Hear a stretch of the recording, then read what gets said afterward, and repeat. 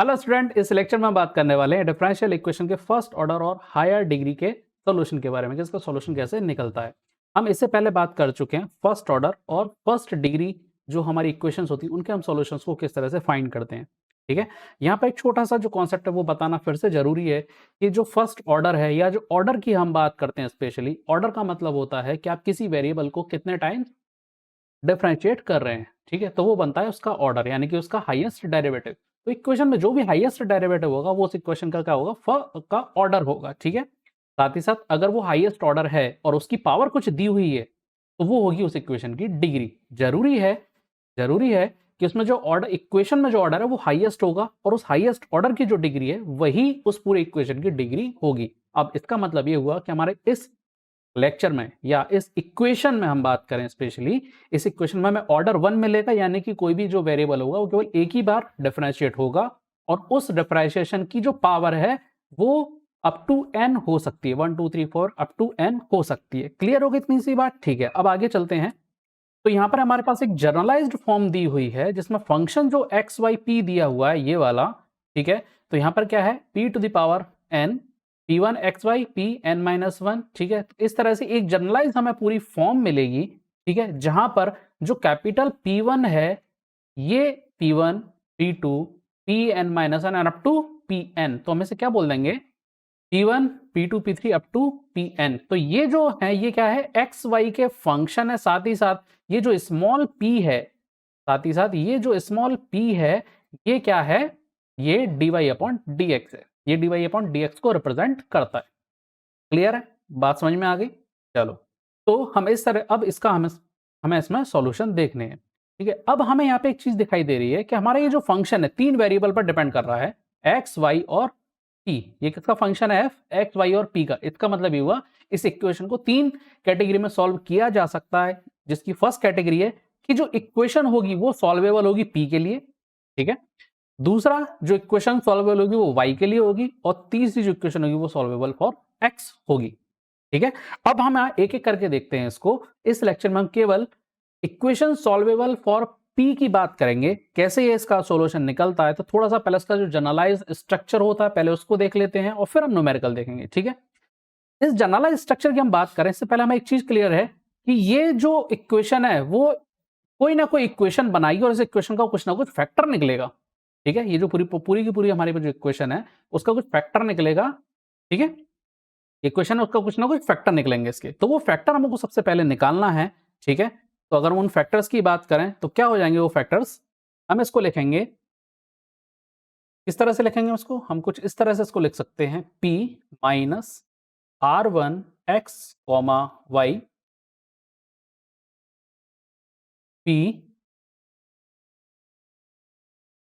Minus r2 x y and up to multiply होते हुए कैसा जाएगा, p माइनस आर एन तक जाएगा x y is equal to 0। कुछ इस तरह से हम इसके फैक्टर निकाल सकते हैं, किसके, अपनी जो इक्वेशन है उसके। ठीक है, जो जनरलाइज हमने इक्वेशन देखी थी उसके हम कुछ फैक्टर निकालेंगे तो कुछ इस तरह से निकलेगा। ठीक है, आपने फैक्टर निकाले होंगे, थोड़ा सा कंफ्यूजन होगा सर किस क्या है, आपने फैक्टर कुछ इस तरह से निकाले होंगे। सपोज मैं एक छोटी सी इक्वेशन ले लेता हूं, x square plus 4x plus 4 is equal to 0। इसका हमने कुछ ना कुछ फैक्टर निकाले थे, निकाले हैं इसको हम फैक्टराइज कर सकते हैं। ठीक है, तो अगर फैक्टराइज करेंगे तो कैसे लिखते हैं फैक्टर्स को, मल्टीप्लाई में लिखते हैं इस तरह से, इज इक्वल टू 0। तो बस कुछ नहीं है, ये फॉर्म कुछ ऐसा ही है, ये फॉर्म कुछ ऐसा ही है। बात समझ में आ गई? ठीक है, तो R1 में भी ये फंक्शन निकल सकता है एक्स वाई। ठीक है, तो हमने इसको इस तरह से हमने लिख लिया। अब यहां पर इसको हटा देते हैं। ठीक है, अब हम यहां पर इससे बोल देते हैं, ये वाला जो पार्ट है इसको बोल देते हैं साहब, ये हो जाएगा फंक्शन 1, ये क्या हो जाएगा इटसेल्फ फंक्शन 2 और ये क्या हो जाएगा इटसेल्फ फंक्शन n।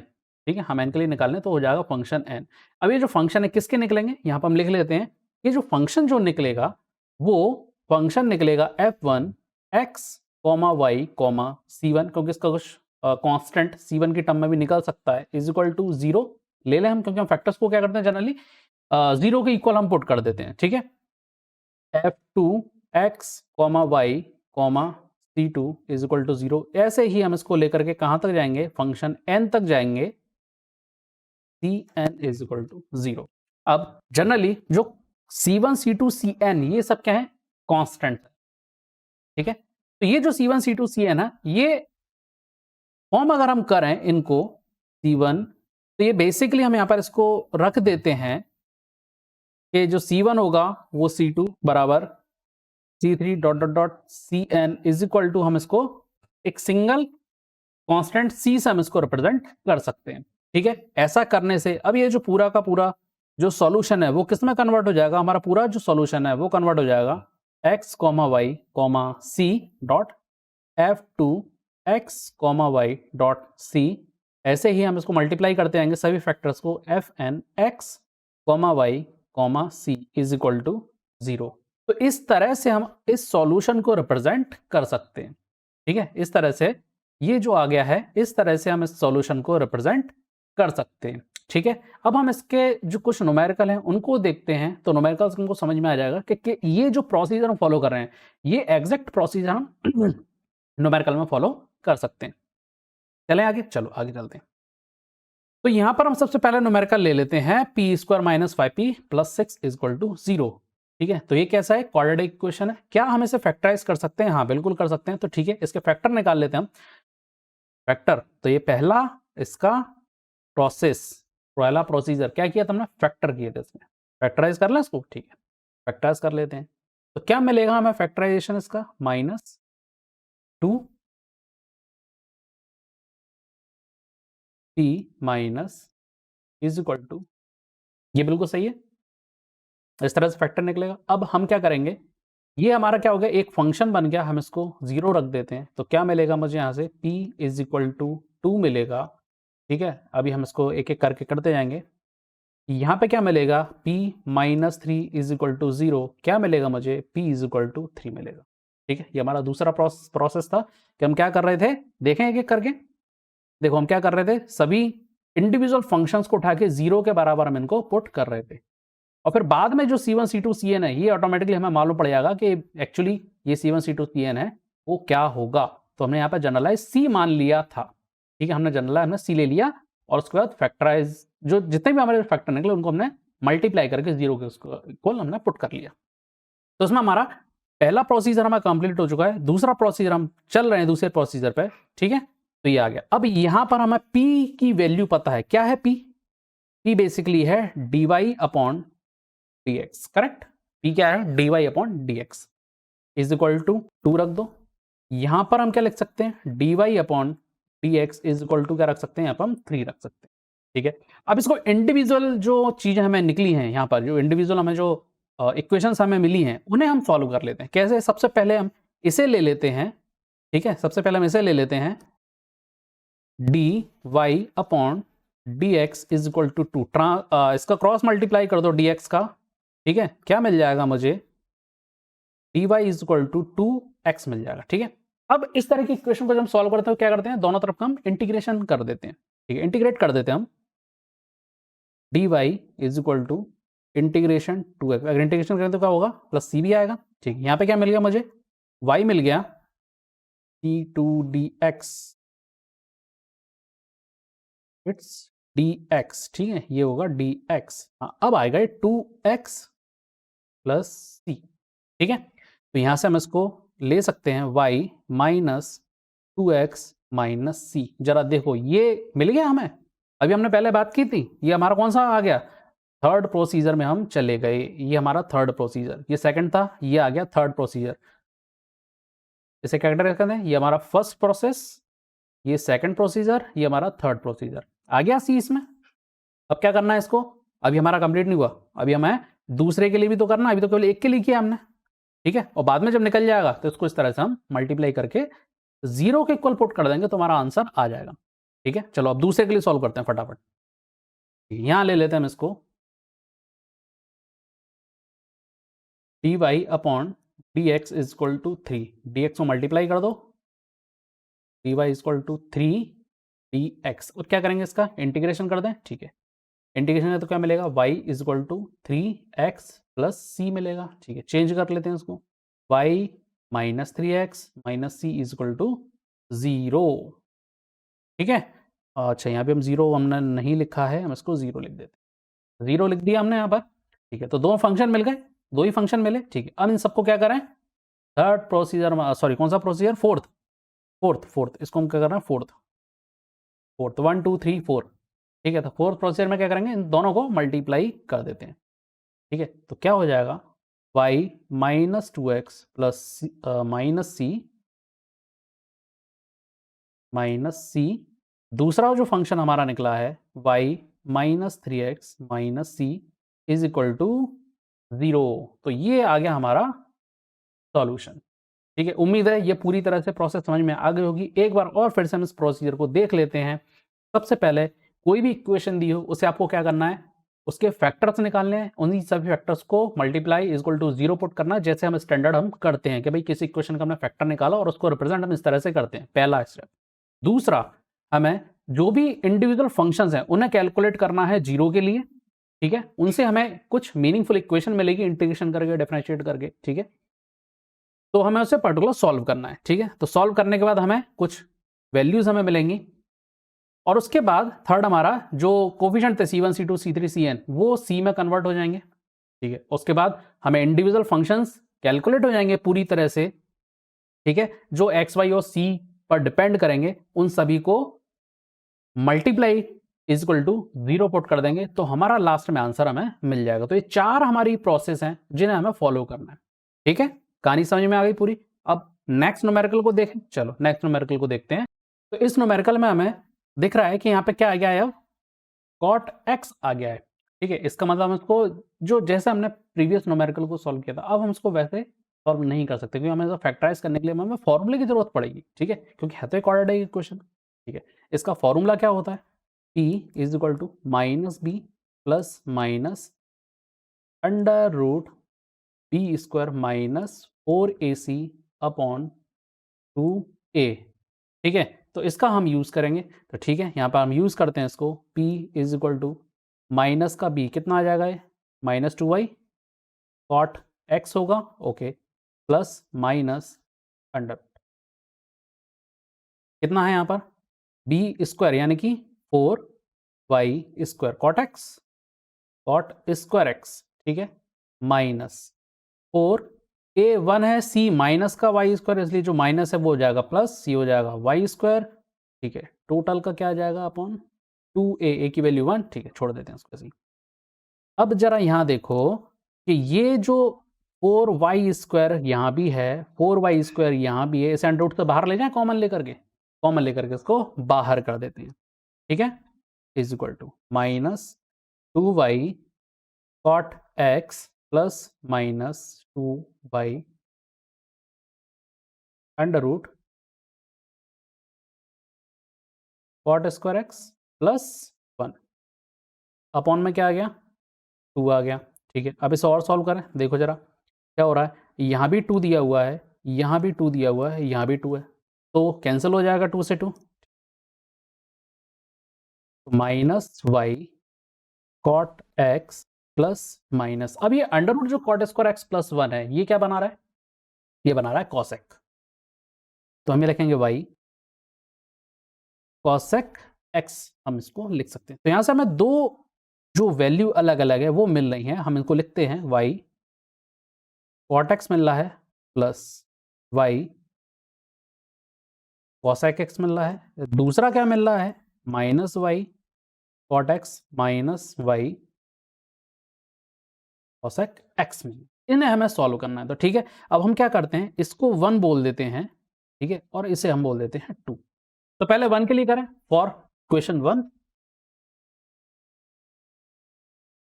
और इक्वेशन 1 के लिए हम सॉल्व करते हैं। तो p क्या होता है, हमें मालूम है अच्छे से, dy अपॉन dx होता है। ठीक है, लिख दो, p जो है वो dy अपॉन dx होता है, इज इक्वल टू प्लस का y पहले ले लेते हैं हम cosec x माइनस, क्योंकि हमने y कॉमन ले लिया, अब यहाँ क्या बचेगा, cot x, ये बचेगा। ठीक है, चलो अब यहां से हम क्या करते हैं, वही सेम प्रोसीजर कि इन्हें हम क्रॉस मल्टीप्लाई कर दें, dx इधर जाएगा और हमारा जो y है वो इधर आएगा। ठीक है, कर देते हैं इसको अपन, तो dy upon y is equal to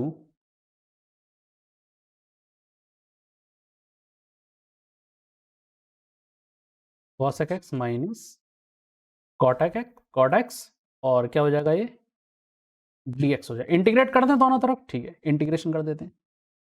integration dy upon dx equal to integration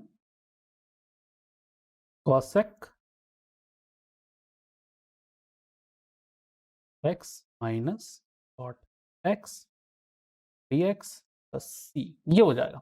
ठीक है, अब ये जो cosec x minus cot x है, इसका इंटीग्रेशन क्या होता है का तो हम लिख लेंगे, सॉरी y होगा ये y, ठीक है।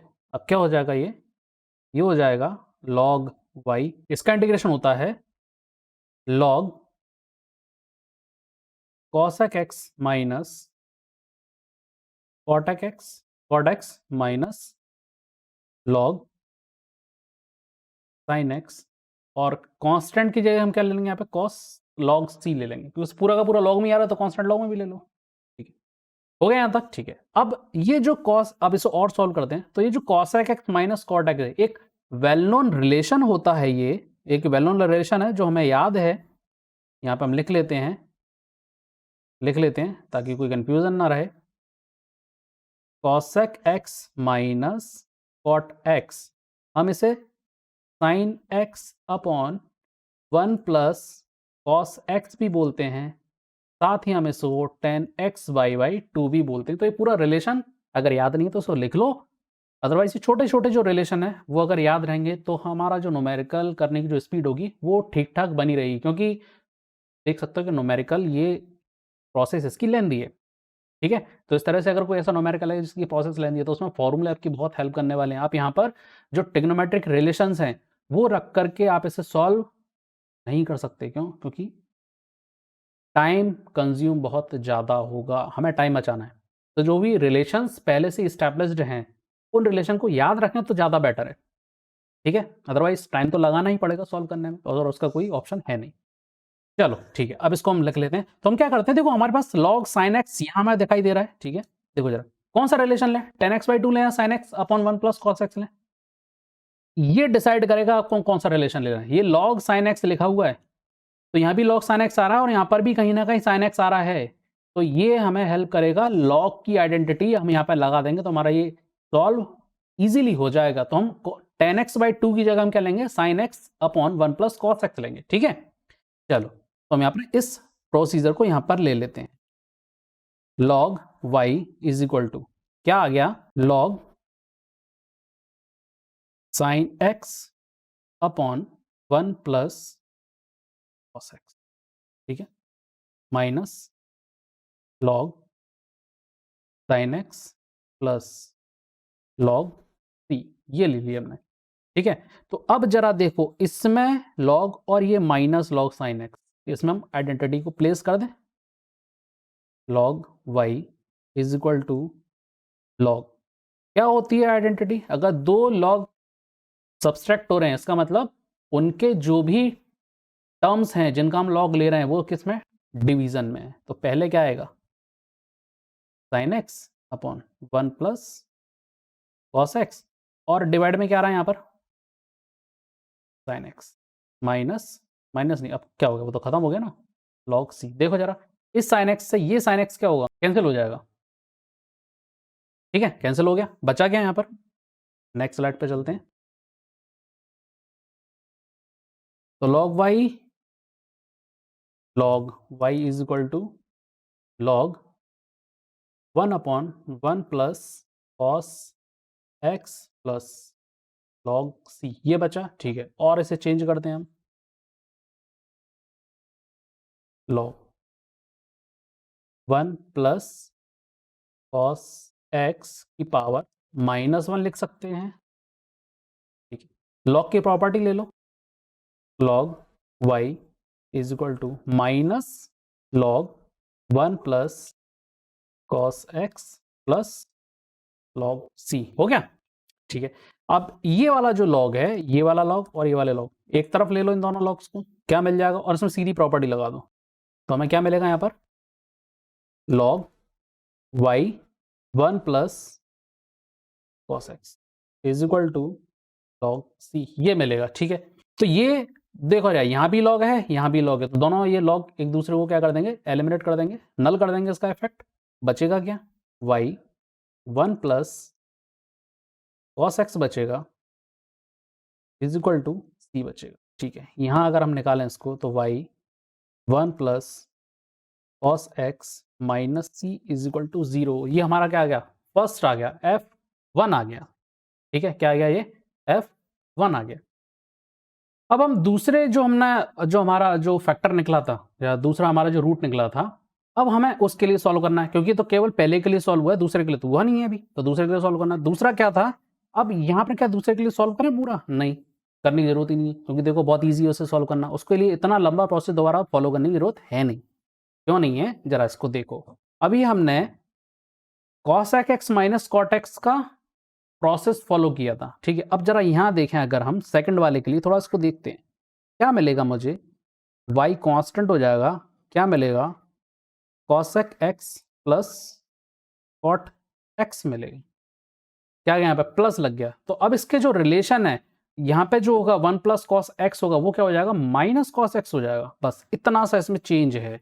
तो हमें यहाँ पर हम लिख सकते हैं सिमिलरली इतनी प्रोसेस को फॉलो करने की जरूरत, क्योंकि हमको मालूम है कि जब इसको प्रोसेस को फॉलो करेंगे तो ये क्या आएगा, यहाँ पर प्लस कॉस एक्स किएगा, माइनस कॉस एक्स हो जाएगा। तो y 1 minus cos x minus c is equal to 0। जो हम सेकंड वाले को सॉल्व करेंगे तो यही आएगा। ठीक है, 1 माइनस कॉस एक्स माइनस सी। अब हम क्या करेंगे, हमें पता पड़ गया हमारा जो पहला f1 था ये मिल गया, दूसरा f2 मिल गया। अब दोनों को मल्टीप्लाई कर दो। ठीक है, y 1 plus cos x minus c. ठीक है, और सेकंड में क्या आ रहा है, y 1 minus cos x minus c is equal to c. ये आ गया हमारा ओवरऑल आंसर, ये कैलकुलेट हो गया हमारा आंसर। उम्मीद है ये वीडियो आपको अच्छे से समझ में आ गई होगी, कॉन्सेप्ट समझ में आ गया होगा कि किस तरह से इस तरह के इक्वेशंस को सॉल्व किया जाता है, या सॉल्वेबल पी के लिए हम किस तरह से इसको सॉल्व करेंगे। तो वीडियो को लाइक करो, चैनल को सब्सक्राइब करो, और हाँ, शेयर करना मत भूलना।